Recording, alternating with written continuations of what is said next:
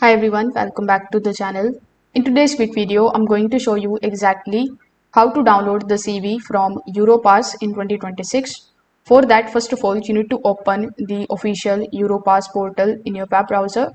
Then you just have to sign in into your account using your credentials that you have used while creating your CV. So when you log in into your account, you will access your personal dashboard where all of the saved resumes and the documents are stored.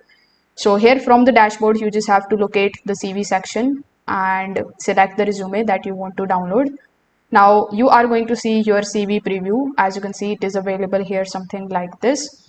So here you can go back and then you can make changes into it. Like you can edit the date format and language. Then you can select the template that is given over here.